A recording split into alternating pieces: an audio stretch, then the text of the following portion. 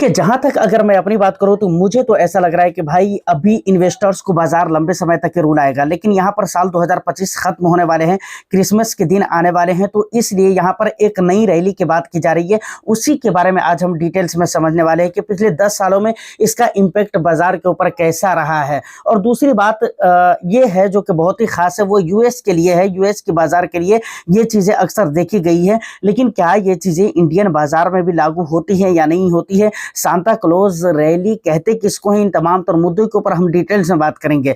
आने वाला जो 2026 है वो हमारे लिए कैसा साबित हो सकता है, इसके ऊपर भी हम जरूर बात करेंगे। तो वीडियो ओवरऑल बहुत ही इंफॉर्मेटिव होने वाली है। और आज आपको पता है कि सैटरडे है, और सैटरडे की वीडियो बहुत ज्यादा इंटरेस्टिंग इसलिए भी होती है कि हम यहाँ पर आने वाले वीक को लेकर बात करते हैं, उससे रिलेटेड सेंटीमेंट को लेकर बात करते हैं।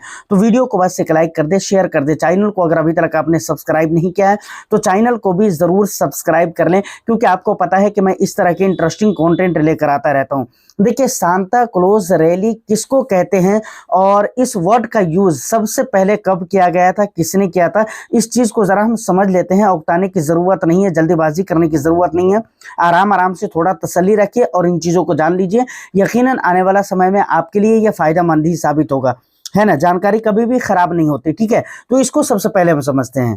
देखिए, स्टॉक मार्केट के अंदर सांता क्लॉज रैली वर्ड का जो सबसे पहले यूज किया था, याले हर्ष नाम है उसका, ठीक है। 1972 के अंदर इस वर्ड का यूज किया गया था। अब यहाँ पर सवाल आता है कि सांता क्लॉज रैली कहते किसको है। तो देखिए, दिसंबर का महीना ये अभी चल रहा है, आपको पता है। तो सांता क्लॉज रैली किस किस को कहते हैं, किस दिन, कौन कौन सा दिन होता है जिसको इंक्लूड किया जाता है, उसको समझिए। दिसंबर के जो आखिरी 5 कारोबारी दिन होते हैं, मैं क्या बोल रहा हूं, दिसंबर महीने में जो आखिरी 5 कारोबारी दिन होते हैं, और जनवरी के महीने में जो पहला 2 कारोबारी दिन होते हैं। जनवरी के महीने का 2 पहला कारोबारी दिन और दिसंबर के महीने के लास्ट के 5 कारोबारी दिन, दोनों मिलाकर 7 हो गए, ये टोटल 7 हो जाते हैं। ये 7 दिनों को सांता क्लॉज रैली कही जाती है कि इसमें पॉसिबल होते कि भाई यहाँ पर कुछ रैली देखने को मिले। अब देखिए, यहाँ पर इंटरेस्टिंग बात क्या है, जैसा कि मैंने शुरू में ही कहा है कि भाई इस रैली के बारे में अक्सर जो बातें होती है और अक्सर जो ये रैली देखी जाती है वो यूएस के अंदर देखी जाती है, यूएस के मार्केट में देखी जाती है, ठीक है। तो क्या इंडियन मार्केट के अंदर भी ऐसी रैली आती है?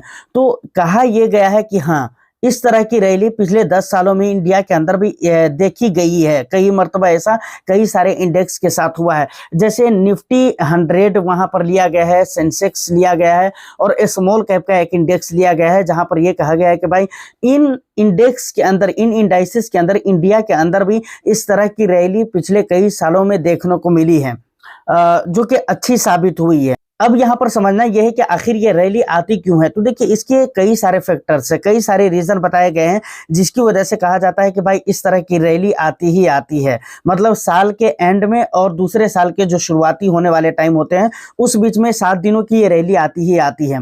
इसके पीछे का सबसे बड़ा रीजन ये बताया गया है कि भाई साल जब खत्म हो रहा होता है और एक नया साल की शुरुआत होने वाली होती है, तो वहां पर एक्सपेक्टेशंस लोगों के बढ़ जाते हैं। इन्वेस्टर्स को ऐसा लगता है कि भाई साल चेंज होने वाले हैं, यहाँ पर कुछ ना कुछ अच्छा हो सकता है, बाजार के ऊपर कुछ ना कुछ अच्छा इंपैक्ट पड़ सकता है। इसके अलावा जो मेन कारण है यही बताया गया है, लेकिन इसके अलावा और भी कई सारे कारण हैं जिसकी वजह से कहा जाता है कि भाई इस तरह की रैली आपको देखने को मिलती है।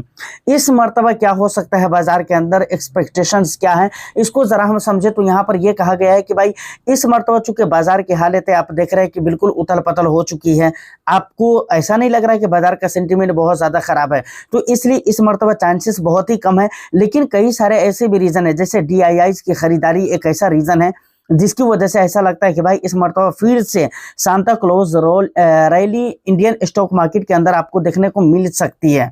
लेकिन मुझे ऐसा लगता है कि शायद न देखने को मिले, या फिर उसका बहुत ज्यादा अच्छा असर आपको बाजार के अंदर देखने को ना मिले, क्योंकि कई सारे रीजन है। 1-2 रीजन अगर देश के अंदर है भी तो उससे क्या फर्क पड़ता है।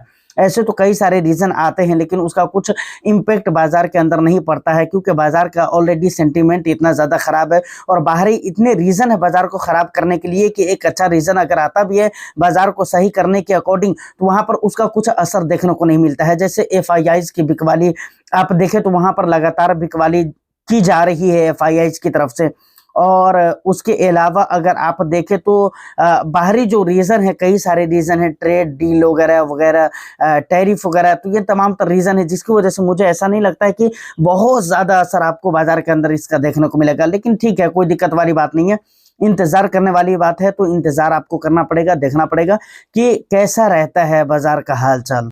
यहाँ तक ये बातें समाप्त हो जाती है। अब एक मुद्दा आता है जो कि हमारे लिए बहुत ही इम्पोर्टेंट है। सोमवार को, आने वाला सोमवार को कैसा रह सकता है मार्केट? तो ये बहुत इंटरेस्टिंग बात है कि कैसी रह सकती है मार्केट की गति, कैसे चल सकती है मार्केट।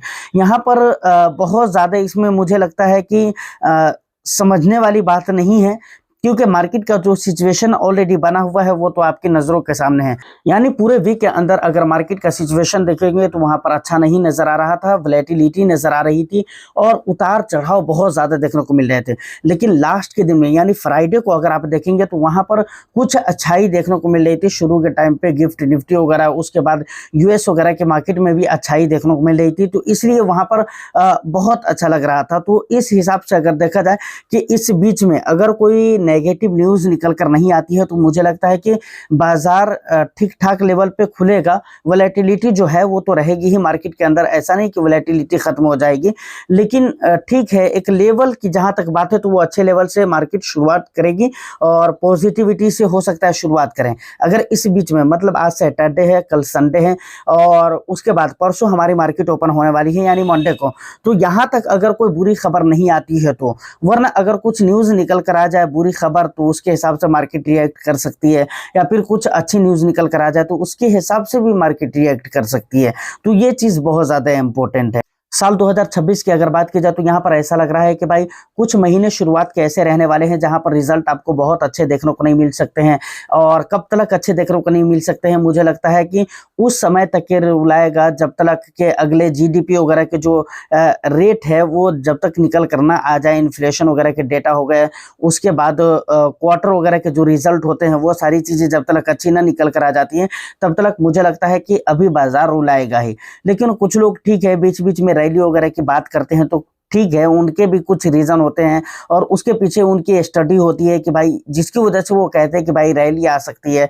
अब होना क्या है ये चीज़ आपको देखना पड़ेगा मार्केट के अंदर, कंफर्म नहीं। लेकिन मैं तो इस हिसाब से बोल रहा हूँ कि काफ़ी सारे रीज़न है जिसकी वजह से मुझे ऐसा लग रहा है कि भाई 2026 के शुरुआत के जो कुछ महीने रहेंगे, 2 महीने 3 महीने हो सकते हैं जहाँ पर मार्केट का सिचुएशन इतना अच्छा नहीं देखने को मिल सकता है, मुझे ऐसा लगता है। और उसके पीछे एक नहीं बथेरे रीज़न है जो आपके सामने हैं, तो इसीलिए मैं ये कह रहा हूँ। और हमारी अपनी भी एक स्टडी है जिसकी बुनियाद पर मैं कह रहा हूँ और आपको रीज़न भी मैं बता ही रहा हूँ कि बतेरे रीज़न है मार्केट के अंदर।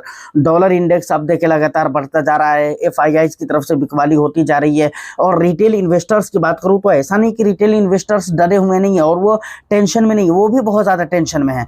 तो ये सारी बातें हैं। लेकिन हाँ, याद रखिए कि इक्विटी के अंदर अगर आपको पैसे बनाना है तो इसके लिए सबसे पहली शर्त और सबसे पहली कंडीशन ये होती है कि भाई समय का देना, ठीक है ना। अगर आप लंबा समय देते हैं तो ऐसा नहीं कि जो हालात अब भी हैं वही रहेंगे और ये सुधरेंगे नहीं। ऐसा बहुत मर्तबा हुआ है और बहुत मर्तबा मार्केट ने अपने आप को रिकवर किया है। तो बिल्कुल इन चीज़ों को लेकर फिक्र करने की ज़रूरत नहीं है अगर आपके पास समय है तो। और समय नहीं है तो भाई फिर तो इक्विटी ही नहीं है आपके लिए।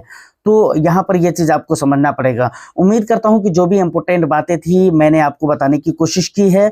बाकी इसमें कुछ भी आपका सजेशन है, फीडबैक है तो आप मुझे कमेंट सेक्शन में ज़रूर दीजिएगा। मैं फिर मिलता हूँ किसी नेक्स्ट एंड इंटरेस्टिंग वीडियो में। जब तक के लिए all the best. Thank you for watching.